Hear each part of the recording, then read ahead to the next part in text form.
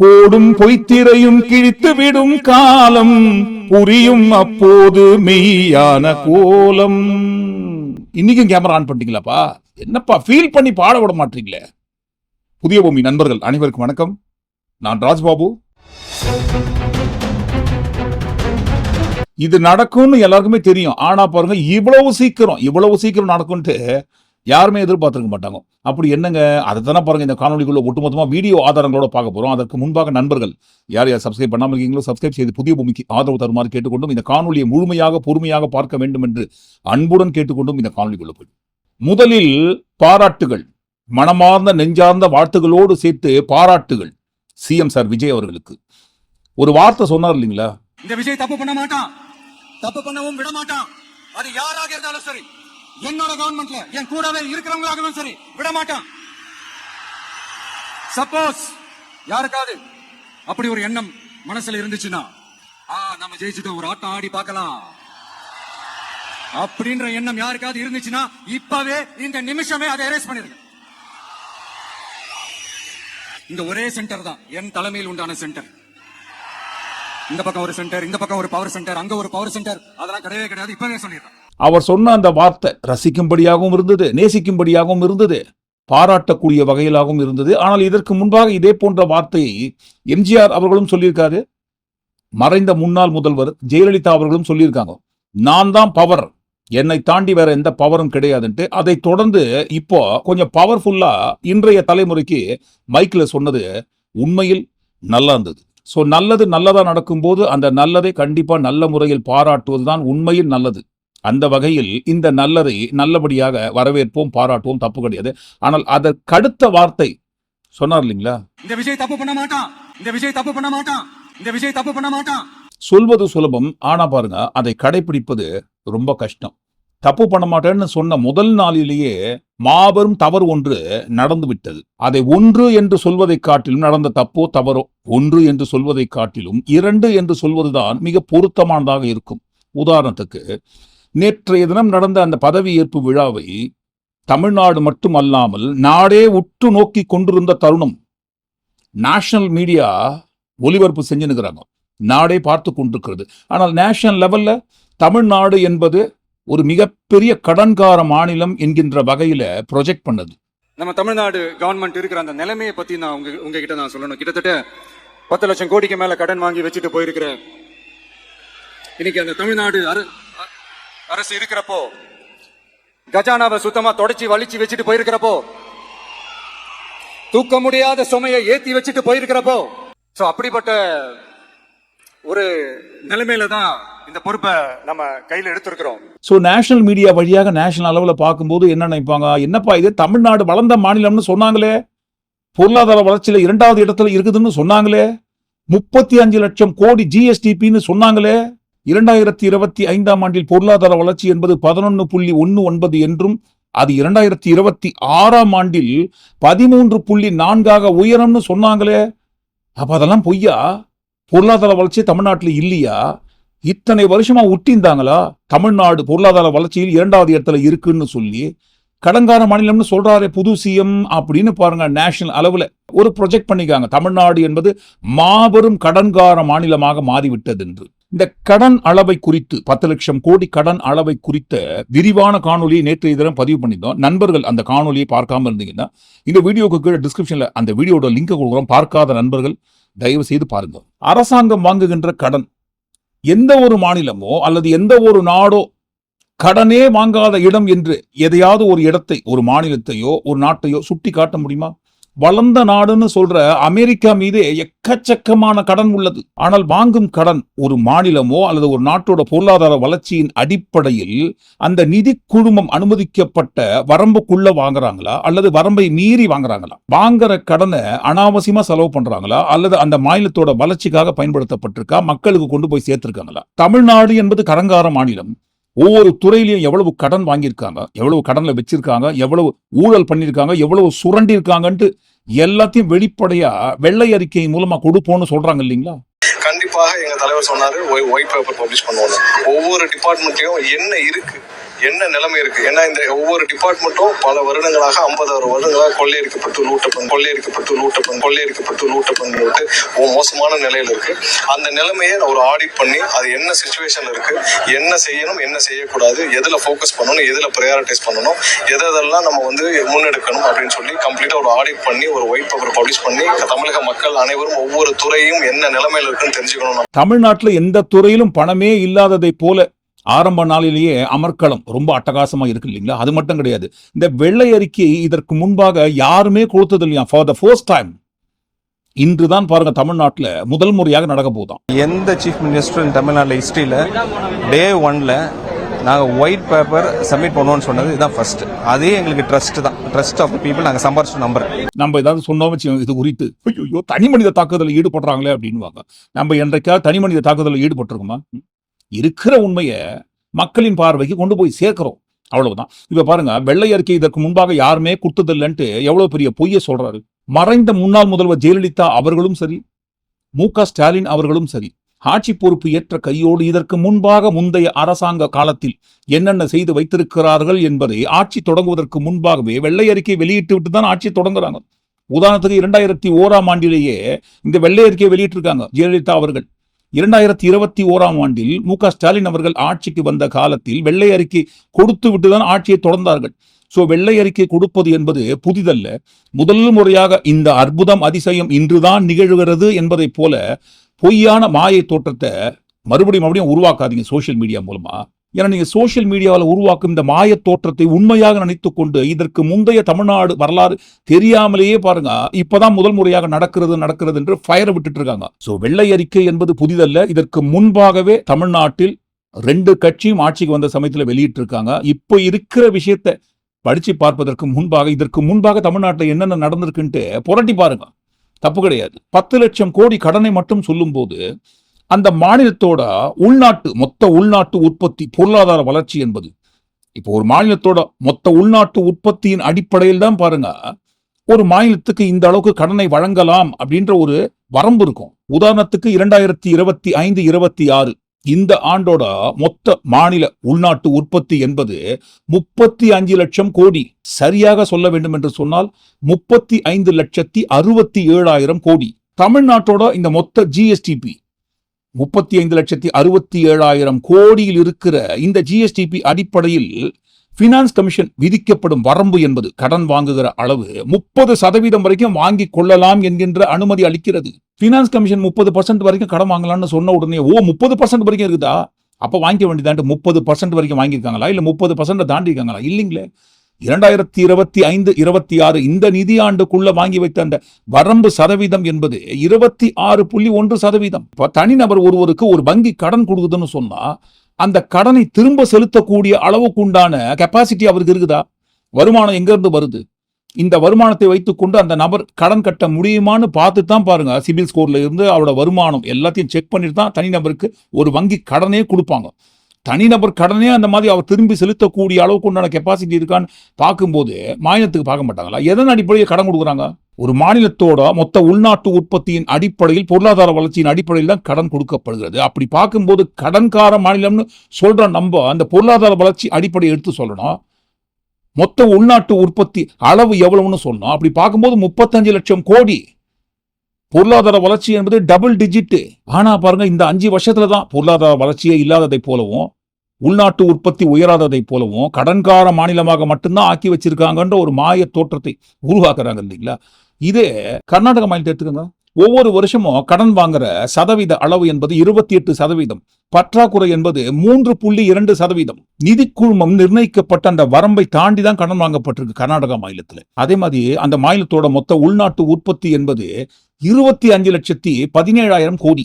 என் மகாராஷ்டிரா மாநிலம் நமது நாட்டிலேயே நம்பர் 1 ஸ்டேட் வளர்ந்த மாநிலமாக இருக்கிற அந்த மகாராஷ்டிரா மாநிலம் வாங்குகின்ற கடன் அளவு என்பது 29%. மகாராஷ்டிரா மாநிலத்தோட பற்றாக்குறை என்பது 3.4%. நிதி குழுமம் நிர்ணயிக்கப்பட்ட வரம்பை தாண்டி தான் அவங்களும் கடன் வாங்குறாங்க. அடுத்து உத்தரப்பிரதேச மாநிலம் சொல்லவே வேண்டாம், இருப்பதிலேயே மிக மிக மிக மோசமாக மைனஸ்ல போயினுக்கிற மாநிலம். உத்தரப்பிரதேச மாநிலத்தோட மொத்த உள்நாட்டு உற்பத்தி என்பது 24,85,000 கோடி. ஆனா வாங்குற கடன் அளவு என்பது 33%.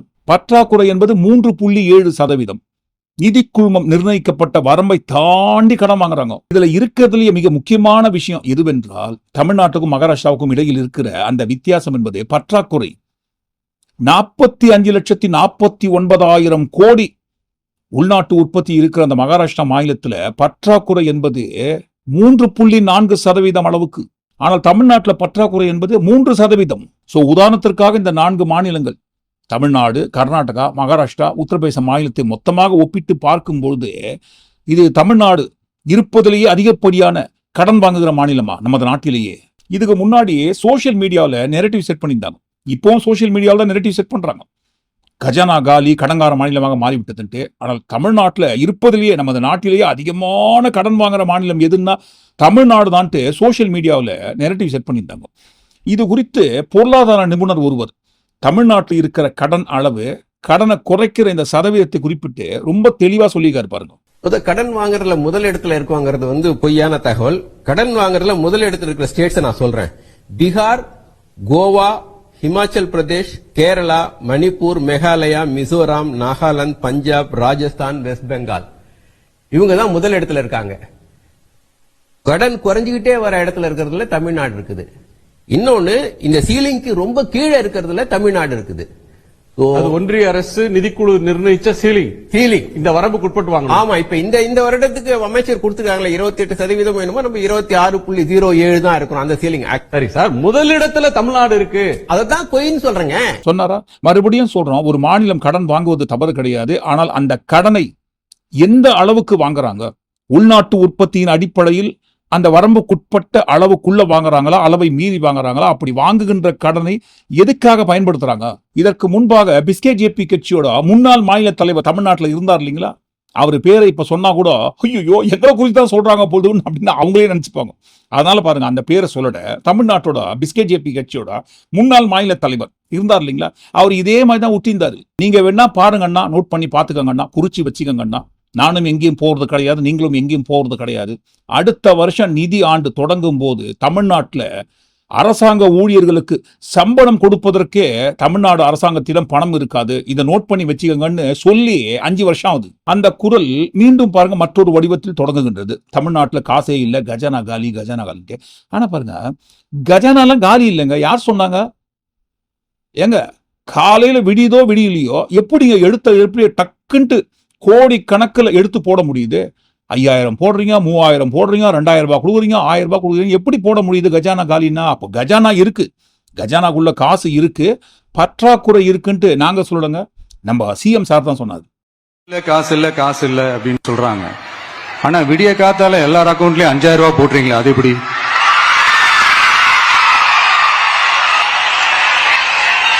ரெண்டாயிரம் போடுறீங்க, 3000 போடுறீங்க, 4000 போடுறீங்க, இதெல்லாம் எப்படி? சோ கவர்மெண்ட்ல காசு இருக்குது, பற்றாக்குறை தான் காரணம். பற்றாக்குறை தான் காரணம். அப்ப எப்படிங்க திடீர்னு கஜானா காலியா இருக்க முடியும்? கஜானால காசு இருக்கு, இருந்ததால தானே எல்லாருக்கும் எடுத்து கொடுக்க முடியுது. 5000, 3000, 2000 சொல்லி விடியதோ விடியலையோ அவங்கவுங்க பேங்க் அக்கௌண்ட்ல போட்டிருக்க முடியுது. கஜானால காசு இருக்கு இல்லைங்களா? கஜானாவை சுத்தமா தொடச்சி வலிச்சு வச்சுட்டு போயிருக்கிறப்போ, தூக்க முடியாத சுமையை ஏத்தி வச்சுட்டு போயிருக்கிறப்போ, இப்ப கஜானால காலி காலி காலின்ட்டு இப்ப பாருங்க பிரஸ் மீட்லயும் சொல்ல ஆரம்பிச்சிட்டாங்க அவங்க கட்சிக்குள்ள இருக்கிறவங்களும். இன்னும் எடுத்தோன்னு 3 விஷயத்துல சைன் போட்டு. ஆமாங்க, கஜானா காலியா இருக்கும்போது அவர் எப்படிங்க அவர் சொன்ன 2500 ரூபாய்க்குலாம் சைன் பண்ண முடியும்? இனிமே தாங்க எல்லாத்தையும் அவர் உள்ள போய் பார்க்கணும், யார் எவ்வளவு எடுத்திருக்கா, எங்க போயிருக்கான்னு. அவர் சேர்த்த பிறகு அதுக்கப்புறம் எங்களுக்கு போடுவாரு. ஆனா கை விட்டுற மாட்டாரு, கண்டிப்பா போடுவாரு. 1000 ரூபாய் உரிமை தொகை யாருக்கு சொன்னாரு? தகுதியானவங்களுக்கு. ஆனா எங்க அண்ணன் எங்க எல்லா லேடிஸும் தகுதின்ட்டு அது ஒரு பாயிண்ட் எங்க அண்ணன் ஜெயிச்சதுக்கு காரணம்.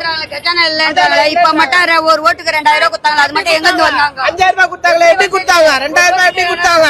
அப்ப பணம் இருந்துச்சா? அப்ப எப்படி பணம் இல்லாம போச்சு? பணம் இல்லாத எப்படி போச்சு? கவர்மெண்ட்ல பணம் இல்லாத எப்படி போச்சு? தகுதியானவங்களுக்கு 1000 ரூபாய் நாங்கல்ல, தகுதியானவங்களுக்கு கொண்டு தானே 5000 ரூபாய் போட்டாங்க. அப்ப நாங்கெல்லாம் ஓட்டு போட மாட்டோமா? நாங்கெல்லாம் தகுதி இல்லை. 1000 ரூபாய் நாங்க தகுதி கிடையாது. ஐடி கட்டுறோம், கார் வச்சுக்கிறோம், படிச்சிருக்கிறோம், கஷ்டப்பட்டு வேலைகளுக்கு போறோம். நாங்க ஐடி கட்டுறோம், பிள்ளைங்களுக்காக கார் வாங்குறோம், படிக்க வைக்கிறோம். எங்களை தகுதி இல்லைன்னு நிர்ணயிக்கிறதுக்கு கவர்மெண்ட் யாரு? இப்போ இந்த மாதிரி பேசுறத வெர்ச்சுவல் வாரியர்ஸ் என்ன பண்ணுவாங்க, ஸ்ப்ரெட் பண்ணுவாங்க சோசியல் மீடியாவில். பாத்துக்கோங்க எல்லாருமே சொல்லிட்டாங்க கஜானா காலி, கஜானா காலி. கொடுங்கன்னா எப்படி கொடுப்பாங்க? நீங்க என்ன எல்லாருக்கும் 1000 ரூபாய் போட்டீங்களா? இல்லையே, தகுதி உள்ளவர்கள் மட்டும் தானே போட்டீங்க. ஆனா நாங்க அப்படி இல்லையே, எல்லாருக்கும் கொடுப்போம்னு சொல்லிக்கலாம். கொடுப்போம், ஆனா கஜானா காலி ஆயிடுச்சு, என்ன பண்ண முடியும்ட்டு இவங்க பேசுறதெல்லாம் பாருங்க, வெட்டி ஒட்டி சோசியல் மீடியால பரப்புவாங்க. பரப்புங்க, தப்பு கிடையாது. ஆனா பாருங்க, தமிழ்நாடு அரசு 10 லட்சம் கோடி கடன்ல இருக்குன்ட்டு ஏற்கனவே தெரிஞ்ச விஷயம் தானே. தெரிஞ்சுதானே இந்த வாக்குறுதியெல்லாம் நம்ம கொடுக்குறோம். நல்ல வேலை இந்த வாக்குறுதின்னு சொல்லும் போது ரெண்டாவது விஷயம்னு சொன்னோம் இல்லைங்களா, நான் தப்பு பண்ண மாட்டேன்னு சொன்னா, நான் சிஎம் சார் ஒன்றும் சொல்லல, தப்பு கிடையாது. ஆனா பாருங்க, தப்பே பண்ண மாட்டேன்னு சொல்லி வந்த முதல் நாளே போட்ட ஃபர்ஸ்ட் சைன் 200 யூனிட் இலவசம், 2 மாதங்களுக்கு ஒரு முறை கிடையாது, மாதம் ஒவ்வொரு மாதமும் 200 யூனிட் இலவசம் என்று நம்ம சிஎம் சார் தான் சொன்னாரு. ஒவ்வொரு குடும்பத்திற்கும் மாதத்திற்கு 200 யூனிட்டுகள் கட்டணமில்லா மின்சாரம். பேசும்போது டங்கு ஸ்லிப் ஆயிடுச்சுங்க, சகஜம்தான். எல்லாரும் பேசும்போது டங்கு ஸ்லிப் ஆகி மாத்தி பேசுறது சகஜம்தான். தப்பு நடக்கிறது எல்லாருக்கும் அந்த இயல்பு தான். அந்த மாதிரி வகையில எழுதி கொடுத்தவங்க தப்பா எழுதி கொடுத்துட்டாங்க. படிக்கும்போது டங்கு ஸ்லிப் ஆகி பேசிட்டோம் படிச்சிட்டோம் அப்படின்னு கூட சொல்லலாம். ஆனா பாருங்க, வாக்குறுதி கொடுக்கும்போது அந்த வாக்குறுதி புத்தகத்துல தெளிவா குறிப்பிட்டிருக்க, தகுதியுள்ள வீடுகளுக்கு ஒவ்வொரு மாதமும் 200 யூனிட் கட்டணமில்லா மின்சாரம் வழங்கப்படும். எப்படிங்க? தகுதியுள்ள வீடுகளுக்கு ஒவ்வொரு மாதமும் 200 யூனிட் கட்டணமில்லா மின்சாரம் வழங்கப்படும்னு தெளிவா வாக்குறுதி புத்தகத்துல அச்சடிச்சு கொடுத்துருக்காங்க. இதை குறிப்பிட்டு தான் நம்ம அடிக்கடி சொல்லுவோம். பாக்ஸிங் இருக்கு இல்லைங்களா, பாக்ஸிங்.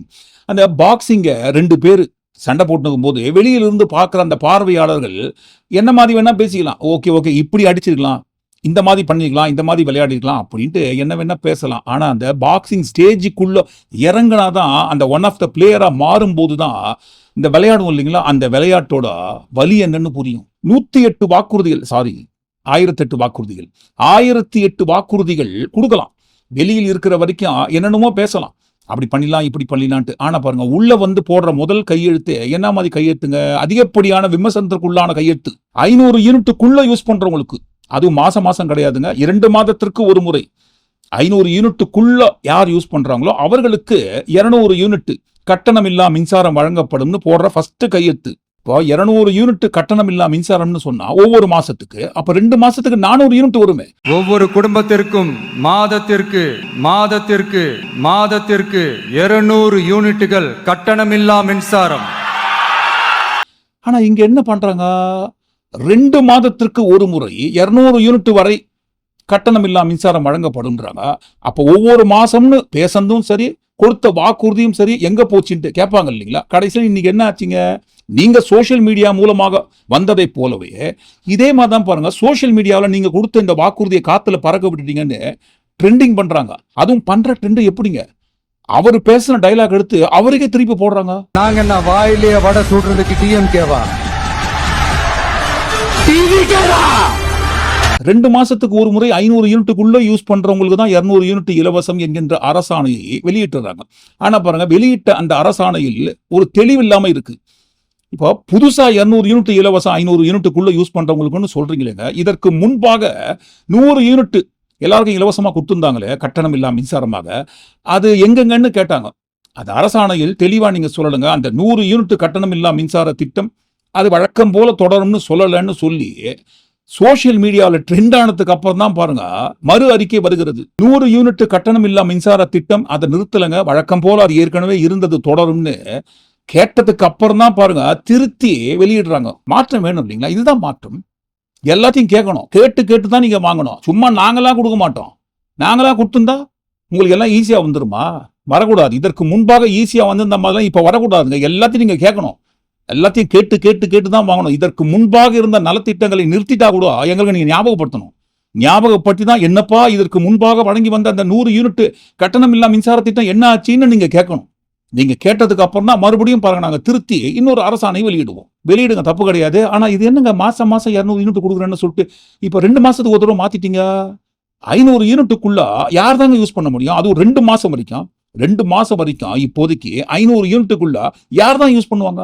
இப்ப உதாரணத்துக்கு கிராமங்களில் வேண்டுமானால் 500 யூனிட்டுக்குள்ள 2 மாசத்துக்கு ஒரு முறை யூஸ் பண்றவங்களா கூட இருக்கலாம். ஆனால் பெரும்பாலான மிடில் கிளாஸ் மக்கள் இருக்காங்க இல்லைங்களா, அவங்க 2 மாசத்துக்குள்ள 500 யூனிட் வரைக்கும் யூஸ் பண்ண முடியுமா? யூஸ் பண்ண முடியாது. அப்ப 500 யூனிட்டுக்குள்ள யூஸ் பண்ணலன்னா 200 யூனிட் கட்டணம் இல்லா மின்சார திட்டத்துக்குள்ள நீங்க வரமாட்டீங்க.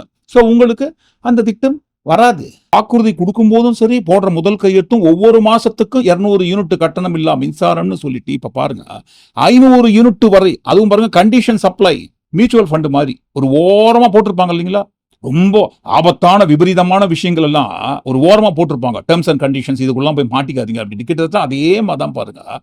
வாக்குறுதி கொடுக்கும்போது ஒவ்வொரு மாசம்னு கொட்டை எழுத்துல போட்டு அதுல இதெல்லாம் போடல. 500 யூனிட்டுக்குள்ள தான் யூஸ் பண்ணோம், டேர்ம்ஸ் அண்ட் கண்டிஷன்ஸ் எல்லாம் போடவே இல்லை. ஆனா வந்த உடனே போடுற முதல் கையெழுத்துலயே கொடுத்த வாக்குறுதியை காத்துல பறக்க விட்டுட்டு மாத்தி மாத்தி பேசினா எப்படிங்கன்ட்டு கேட்பாங்க இல்லைங்களா, எதிர்கட்சியில வரும். நம்ம வேணும்னா நம்மளையும் சேர்த்து சொல்லிக்கிறோம். நாம் திரையில் பார்த்து ரசித்த அந்த ஹீரோவுக்கு முட்டு கொடுக்கலாம், மரண முட்டு கொடுக்கலாம். ஆனா எவ்வளவுதான் கொடுக்க முடியுங்க?